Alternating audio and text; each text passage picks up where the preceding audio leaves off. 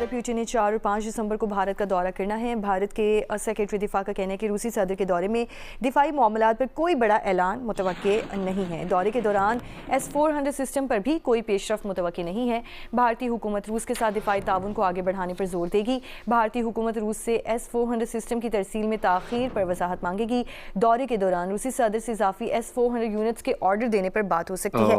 एक बड़ी अहम बैठक होने जा रही है इंडिया में, और वो है जी रशियन प्रेसिडेंट व्लादिमीर पुतिन का दौरे इंडिया। और काफ़ी सालों के बाद ये मौका आ रहा है। वैसे तो नरेंद्र मोदी साहब भी विज़िट कर चुके हैं, और इसके साथ साथ मुख्तलिफ जगहों पर SCO समिट में भी उनकी मुलाकात हुई है। और बहुत सारी ऐसी जगह हैं जहाँ पर व्लादिमीर पुतिन और नरेंद्र मोदी साहब की मुलाकात रही। ख़ास तौर पे जो लास्ट हमने चाइना में देखा था, जब अपनी लिमोजीन में उनके साथ वो बैठे थे। इस वक्त दुनिया में कोई मुल्क जो है वो पुतिन को नहीं बुला रहा। कहा यह जा रहा है कि मतलब वो आइसोलेटेड है। लेकिन इंडिया क्यों बुला रहा है पुतिन को? क्या इसकी वजह अमेरिका है?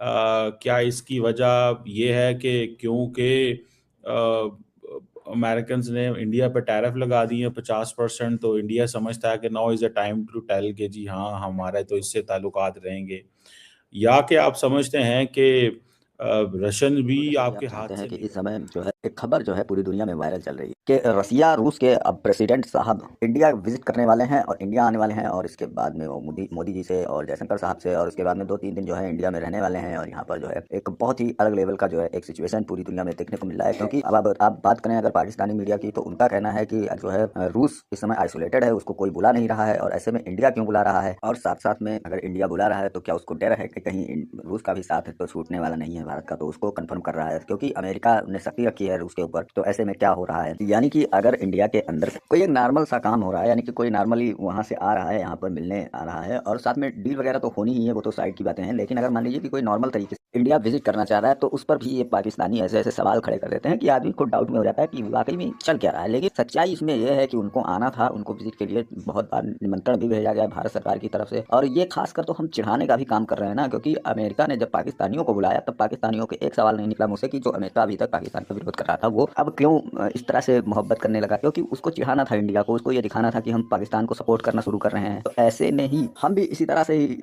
अमेरिका को भी चिढ़ाएंगे, पाकिस्तान को भी चिढ़ाएंगे, हम दोनों देशों को चिढ़ाएंगे। क्योंकि रूस तो हमारा भाई पुराना दोस्त है और था और अभी भी रहेगा, उसमें कोई शक नहीं है। तो उनकी हिस्ट्री में भी है और हमारी हिस्ट्री में भी है कि हमने हमेशा एक दूसरे की मदद की है, और खासकर हमने अगर नहीं मदद की है तो लेकिन रूस ने हमेशा से भारत की मदद की है, और वो भी बिना किसी प्रॉफिट के। उसको लगता है कि वो भारत सही है तो वो मदद कर रहा है। और क्योंकि हम अमेरिका के तलवे चाटने में असफल हैं कहीं ना कहीं, तो हमें जो है अमेरिका से उतना लाभ मिल नहीं है। क्योंकि अमेरिका हमेशा अपने फायदे की बात करता है, अपने फायदे को देखता है, लेकिन रूस ऐसा कुछ नहीं करता। रूस के पास अगर आप जाएं, अगर इंडिया जाता है किसी टेक्नोलॉजी की मांग करता है, तो उसको धीरे धीरे रूस जो है प्रोवाइड कर देता है, और अपनी तमाम टेक्नोलॉजी, अपने तमाम हथियार उसने इंडिया को दिए हैं कि ताकि हमें अमेरिका से खतरा है। सीधी सी बात है कि हमें अमेरिका से खतरा है, क्योंकि अमेरिका हमेशा कभी ना कभी पाकिस्तान के साथ खड़ा हो जाएगा, कभी वो इस्लामिक देश के साथ, किसी भी देश के साथ खड़ा हो जाएगा। लेकिन इंडिया के साथ खड़े होने में उसको जो है संशय लगता है, क्योंकि उसको लगता है कि हम इंडिया के साथ नहीं खड़े होंगे, नहीं तो इंडिया भी हमारी बराबरी कर देगा। तो ऐसे में सिचुएशन बहुत ही बढ़िया चल रही है, और पाकिस्तानियों के कलेजे छिले जा रहे हैं रूस के राष्ट्रपति पुतिन साहब को इंडिया में आता देखकर, और बड़ा सब रोना धोना मचा रहे हैं। तो चलिए आपको दिखाते हैं क्या कुछ कह रहे हैं पाकिस्तानी मीडिया। तो कम से कम उनसे ताल्लुक रखें। सुना इंडिया के प्राइवेट सेक्टर ने तेल मंगवाना बंद कर दिया है अभी,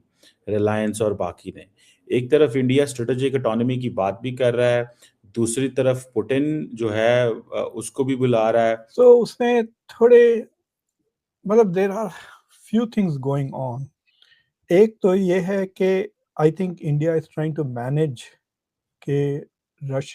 देखिए, बात स्ट्रेटेजिक ऑटोनॉमी की जो होती है ना, कि एक तो ये कह रहे हैं कि हम अपनी स्ट्रेटेजिक ऑटोनॉमी बता रहे हैं कि अगर अमेरिका हमारे साथ मिल के नहीं रहेगा तो वी हैव अदर ऑप्शंस, है ना। हम जिंदगी भर बैचलर नहीं है, तू नहीं तो और सही वाली बात है, right. But I don't think कि इंडिया एंजॉय स्ट्रेटेजिक ऑटोनॉमी। मैंने एक पिछले नवंबर में, 1 साल पहले, मैंने फ्रंटलाइन में एक आर्टिकल लिखा था कि India manages strategic dependency, not strategic autonomy. अब से कुछ ही घंटे बाद मोदी पुतिन मिलकर भारत की धरती से पलटेंगे ट्रंप का खेल। पूरी दुनिया की नजर टिकी इस मुलाकात का। चीन और पाकिस्तान की सांसें सूखी रहेंगी, यानी 5 दिसंबर को पुतिन भारत आ रहे हैं। दिल्ली में रूस और भारत की दोस्ती का नया चैप्टर लिखा जाएगा और एक बार फिर कुछ ऐसी ही तस्वीरें दुनिया देखेगी।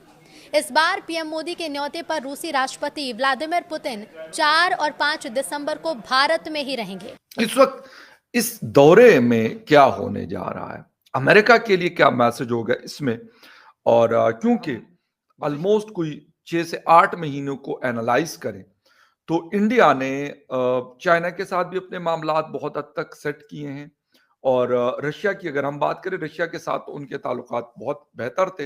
हाँ, रशियन ऑयल के ऊपर थोड़े से मसले पैदा हो रहे थे, लेकिन वो भी अमेरिका की तरफ से पैदा किए जा रहे हैं, ना कि इंडिया की तरफ से कि भाई आप ये वाला जो रशियन ऑयल है आप नहीं खरीदेंगे।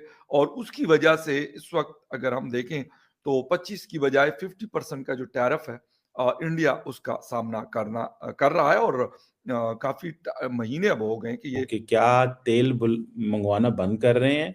ये भी एक फैक्टर है कि प्राइवेट सेक्टर तेल मंगवाना बंद कर रहा है क्योंकि अमेरिकन पीछे नहीं हट रहे। लेकिन कई लोगों का ये भी कहना है कि शायद रशिया को एलोर कर रहे हैं और उसको विन करने की भी कोशिश कर रहे हैं। सो मल्टीपल चीजें जो हैं वो लोगों के दिमाग में तो आप ये 3 सर्कल्स ले लें, ठीक है? India, America, Russia. India, America, China.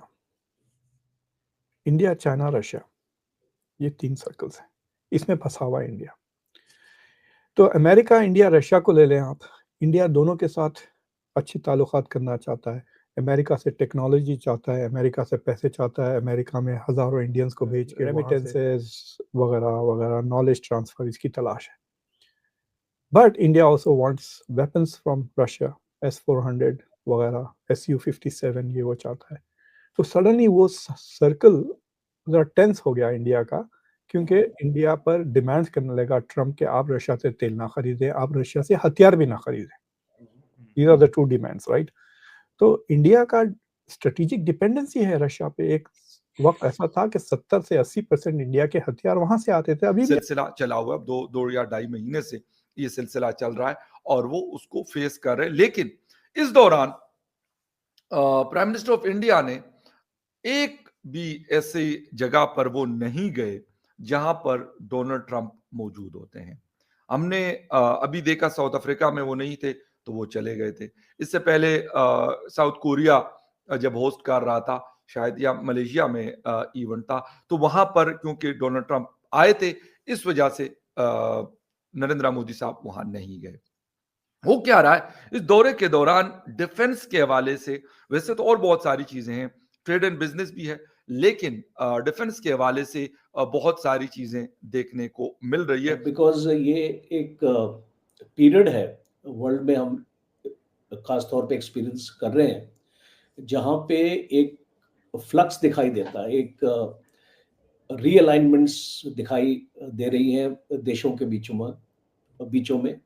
और जहां तक रशिया का सवाल है, आप देखिए रशिया के साथ टैरिफ तो अभी की बात है, टैरिफ तो अभी ट्रंप ने लगाए हैं। आप अगर टैरिफ की पीरियड के पीछे तो रशिया के साथ हमारे रिलेशंस हमेशा ही अच्छे रहे और एक स्ट्रॉन्ग रहे हैं। अब जैसे ऑयल और एनर्जी की बात हो रही है और आप बता रहे हैं कि हम जो रशिया से अपना ज़्यादा ये अपनी ऑयल की रिक्वायरमेंट्स ले रहे हैं, वो हमारी इकोनॉमी के लिए बेहतर